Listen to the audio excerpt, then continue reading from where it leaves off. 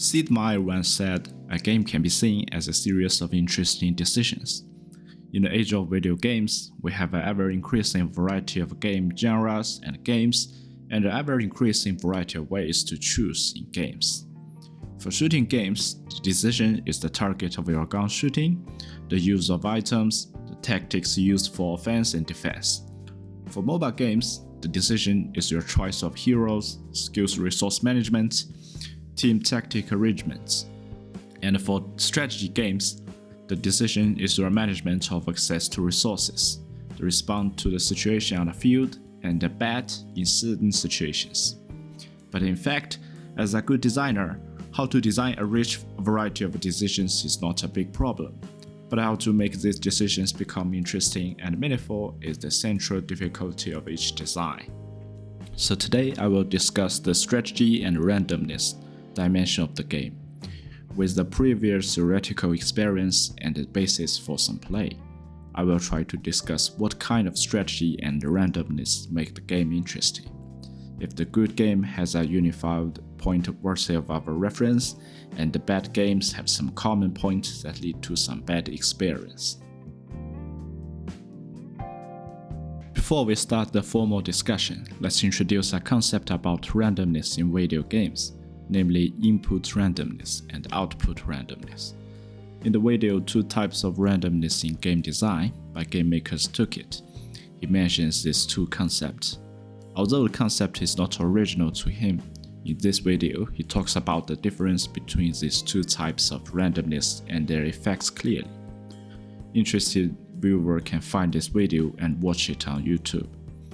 In the video he explains the so-called input randomness is a random event that occurs before the player gets to make a decision, and the output randomness is a random event that occurs after the player makes a decision. The video explained the input randomness event with the roguelike game Slay the Spire. In the battle after the distribution of a number of cards, players can choose which card to use. That means after the randomness is generated, players can make a certain decision. This type of randomness is called input randomness, while the typical case of output randomness is the opening of a loot box, card draw, and other randomness that's generated after players make a decision. There is nothing wrong with this theory itself, but I think there is something can be better. The input and output randomness discussed in the video are static. That is, the properties of the input and output are already determined when the designer designs this part of random system. While a static approach is good for the designers to determine the use and the impact of this part of game at the beginning of the design process, there are some contradictions like the video says. There is an idea that the output randomness can be the input randomness for the next turn. At the same time, since the strategy chain in many games is now a relatively continuous process, it is not possible to disentangle a part of it and describe the random process as input or output, which requires the introduction of a dynamic way to describe the random system in the game. There is an example to show the advantage of this dynamic way. When a player uses a random card in Hearthstone, this card is usually seen as an output randomness in static theoretical understanding. This card generates an unfavorable situation, but the player responds with his limited strategy to flip the unfavorable situation into a favorable one or a common one. This randomness is no longer an output randomness and is transformed into an input randomness. However, if the player is unable to operate on this unfavorable situation for objective reasons such as mana, then this randomness still appears as an output randomness. It means that the random mechanism does not have an input-output property itself. It is determined by the observer's ability to develop a solution to it, even if players fail to solve it. The distinction is made in such a way that it is actually considered from the perspective of a player's mindset towards randomness, even if players trigger the random mechanism before it makes a decision. And because they are not given enough room to make a choice, or this decision loses their value. This random mechanism is considered by dynamic theory to be output randomness, because players cannot manipulate the randomly generated result. Let's re-summarize this theory this time. After a random event occurs, when this random effect can be used or responded to, the effect is input randomness. When this random effect cannot be used or responded to, the effect is output randomness. Then, under this theory, the same random event may be classified as different random mechanism in different situations. Along the above concept of input randomness, the first type that comes to my mind is definitely a roguelike game. As a game genre derived from the randomly generated map game Rogue, roguelike game's biggest feature is that it has extensive input randomness.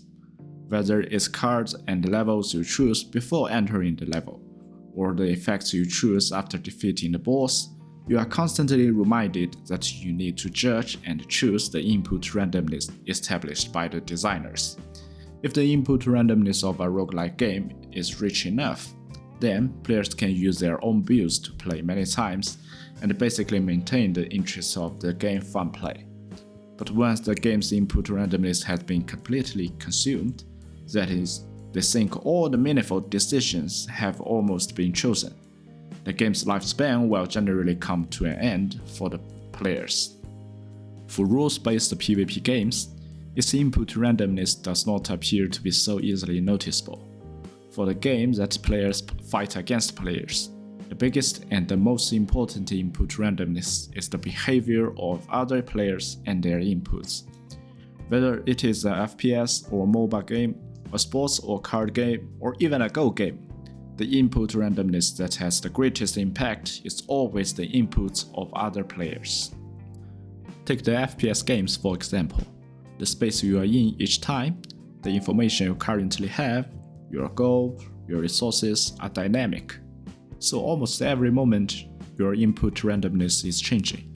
But when you collect this input randomness information and do some quick processing, and then make what you think a good decision, it is equivalent to you making a decision on this input randomness, which is exactly the fun of PvP games. Even in Go games, the opponent can't play the same game every time, and players can't remember all the games in the library. And as a human being, some psychological and other factors affect players, so even though the rules of Go are relatively simple, they can produce quite a lot of variations, and every game will make different feelings. Because of the variable input randomness in PvP games, and the fact that there is almost no way to completely consume all the input randomness, PvP games can be favored by players for a long time. Many FPS players can play the same few maps and modes for hundreds or even thousands of hours. In linear games, for players who have not played these games before, the game's various levels, items, and dialogue options are their input randomness. Because such pre-designed things are disposable consumables, the general linear flow of the game has little replay value, and the plot and the puzzle solution are taboo in all sorts of ways of spoilers.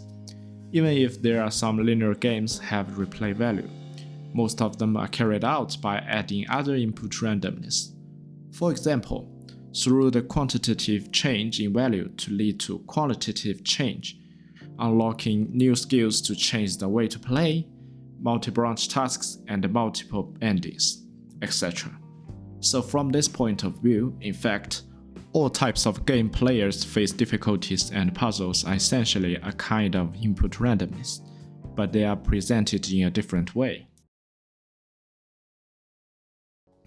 In a famous GDC presentation, Luck and Skill in Games, author Richard Garfield divided strategy games into two dimensions, luck and skill, and briefly explained what makes a good game.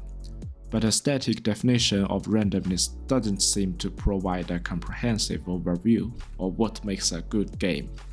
Card games and Go games are both far-reaching game types, But the need for the randomness of the two games is very different in the static random model. If we use the dynamic input random model, the design elements of both games are similar. Using the previous approach, the opponent's input is as player's input randomness. We find that Go and poker are both high input randomness games. For poker, part of the input randomness is taken by the dealer, while for Go, the input randomness is entirely taken by the opponent. So if we analyze the game by using a dynamic randomness model, a game can be simply partitioned into the depth of input randomness and the degree of association between rules and input randomness. The vertical axis, input randomness depth in the chart, represents the design of the decision a game can offer to the player. The horizontal axis, the degree of association between rules and the input randomness, represents the closeness of the rules to the way the player plays and make decisions. First of all, the games in the lower left quadrant are games that should be avoided. The player has very few decisions and the rules have very little influence on the decisions. So the player hardly experiences any of the fun that the game is supposed to bring. Designers should try to avoid making such games. The lower right quadrant carries games that are generally linear. They do not need too much randomness for the player to choose, even if a level has many different solutions. The solutions are designed by the designer and then the player digs into the game. For this type of game, how to make the closest rule to the game experience is the most important thing.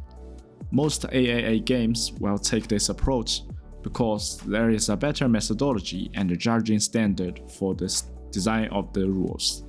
Each high-level designer has a set of their own design methods. As long as the designer is good, then the design of the game will not have too many problems. Serious homogenization and low value of replay are the common problems of this industrialized process. But the quality that can maintain a high level is also its advantage. Generally, large companies are willing to take this approach to make games. Most of the games in the upper right quadrant are PvP games, which simply means that under a well-defined rule, the decisions between players constitute the main input randomness. Generally speaking, these games have more mature underlying game rules such as FPS, MOBA, RTS, etc. What the designers have to do is to adjust the input randomness presentation. For example, Battle Royale games are designed to increase the breadth of input randomness presentation based on the original game, resulting in more innovation and interesting game modes. This type of game generally has a more stable underlying rule base. If the input randomness is carried by PvP, then the repeat value of the game can be very high, and the quality of game design will be more stable. But from another aspect, the game is more reproducible. The solidity of the rules represents a low design cost of reproduction, and the PvP method makes the design cost of input randomness lower again. So this type of game is prone to multiple appearances in the market, and although the value of repeated play is high, there will be a sign of turnover as the quality of competing products in each genre rises. I put games that simulate the overall functioning of the world in the upper left quadrant. Our world is full of different kinds of input randomness, but the different rules of our world do not serve to solve this randomness. The rules of operation themselves exist, but we use them to solve problems. The same is true of the simulated world operation approach to game design. The systems in this type of game are not designed to solve a problem. The coupling and the self-consistency of the system allow us to use them to solve problems.